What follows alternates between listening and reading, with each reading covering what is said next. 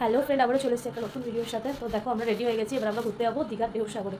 তো চলো সবটাই তোমাদের সাথে শেয়ার করবো। এই দেখো এখানে আমার কাকি শাশুড়ি বসে আছে, ননদিনী বসে আছে, আমার ছেলে আছে, আর এই যে আমার কাকা শ্বশুর। সবাই মিলে এবার আমরা রেডি হয়ে যাচ্ছি। তো চলো সবটাই তোমাদের সাথে শেয়ার করবো। এই দেখো আমাদের রুমের করিডোরটা কত সুন্দর। এবার আমরা লিফটে করে নিচে যাবো। তো চলো নিচে নামা যাক। আর আমার কাকি শাশুড়ি সিঁড়ি দিয়ে গেল, আর আমিও সিঁড়ি দিয়েই গেলাম। আমার কাকি শাশুড়ি একা একা যাবে বলে, কারণ আমার কাকি শাশুড়ি লিফটে চড়তে প্রচণ্ড ভয় পায়, ওর শরীর খারাপ লাগে লিফটে চললে। আর এটা আমাদের হোটেলের ভিউটা কত সুন্দর লাগছে। আর এখানে সব হোটেলগুলো এত সুন্দর দেখতে, আর রাত্রিবেলা এত লাইটিং দেয় না, দারুণ দেখতে লাগে।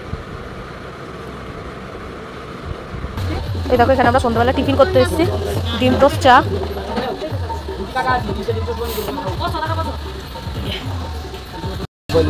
হ্যাঁ দেখতে পাবে তো, হ্যাঁ সবার মোবাইলে দেখতে পাবে, হ্যাঁ এই সোশ্যাল মিডিয়াতে। হ্যাঁ আমার কাকা শ্বশুর চা খেতে এসছে, ও ভিডিওতে এমনি এসে খুব আনন্দ পাচ্ছে। আমরা বসে গেছি। আর এই যে আমার ননদিনী ঘুম থেকে উঠে কোনো ঘুমের কাটেনি।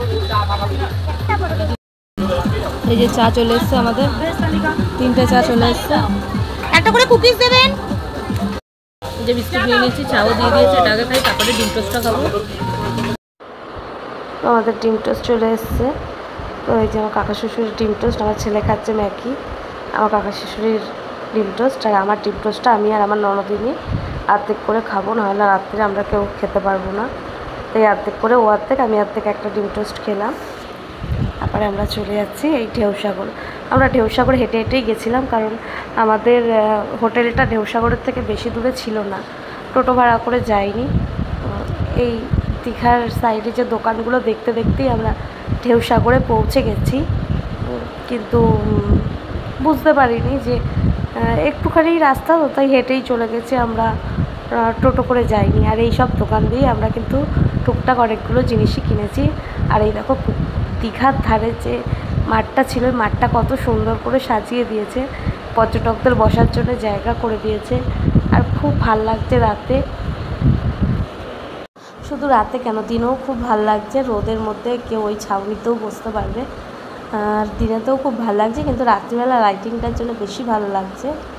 আর এই দেখো দেখতে দেখতেই পৌঁছে গেলাম ঢেউসাগরে। ওই যে দেখা যাচ্ছে আলো, দাঁড়াও তোমাদের দেখাচ্ছে, ওই যে দূরের আলোটা দেখা যাচ্ছে, ওইটাই হচ্ছে ঢেউসাগর।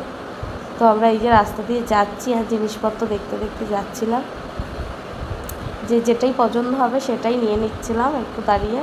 তোমাদের সাথে সেইটা আর শেয়ার করা হয়নি। আর ওই দেখো দেখা যাচ্ছে ঢেউসাগরের আলোটা, আর বিদ্যুৎও চমকাচ্ছিল, কিন্তু বৃষ্টি হয়নি। ওয়েদার খুব ভালো ছিল, না খুব গরম ছিল না কিছু, খুব ভালো ওয়েদারটা ছিল।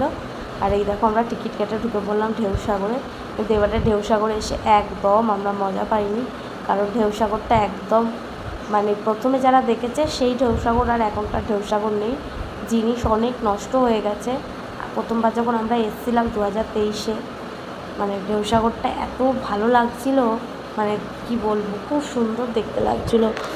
লাইটিং, কত লাইটিং ছিল, কত গান বাজনা বাজছিল, কত মিউজিক বাজছিল, মানে এক একটা জায়গায় এক এক ধরনের মিউজিক বাজছিল।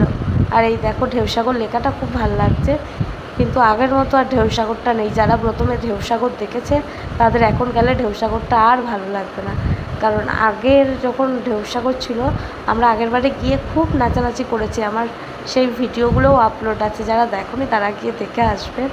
আমরা 2023-এ গেছিলাম, খুব মজা করেছিলাম। সরি 2023 বলছি, 2024-এ গেছিলাম জানুয়ারি মাসেতে, জানুয়ারির 12 তারিখে। আবার এই বছর গেলাম মে মাসে 28 তারিখে গেছি। তো সেই ঢেউসাগর আর এই ঢেউসাগরের অনেক আকাশ পাতাল। ঢেউসাগরে যে ময়ূরটা ছিল, ময়ূরটাতে এখন কোনো লাইটিং নেই, কোনো গান বাজনা হচ্ছে না। আগের বার যখন এসেছিলাম ওখানে নানা ধরনের গান চালাচ্ছিলো, আর আমরা ভীষণ এনজয় করেছিলাম, কত নাচানাচি করেছিলাম। কিন্তু এবারে কিচ্ছু নেই, কিচ্ছু না। আলো আছে, জাস্ট আলোগুলোই আছে, তাও অনেক জায়গায় আলোও তেমন নেই, আলোগুলো অনেক জায়গায় নষ্ট হয়ে গেছে। কিছু কিছু বেশিরভাগ জায়গায় আলোটা আছে, আলোটা নেই বলবো না, আলোটা আছে, কিন্তু গান বাজনা কিছুই হচ্ছে না, মিউজিক গান কিছুই হচ্ছে না। কিন্তু এবারে এসে আমার ঢেউসাগরটা ঠিক ভালো লাগেনি, তাই বেশিক্ষণ থাকিনি।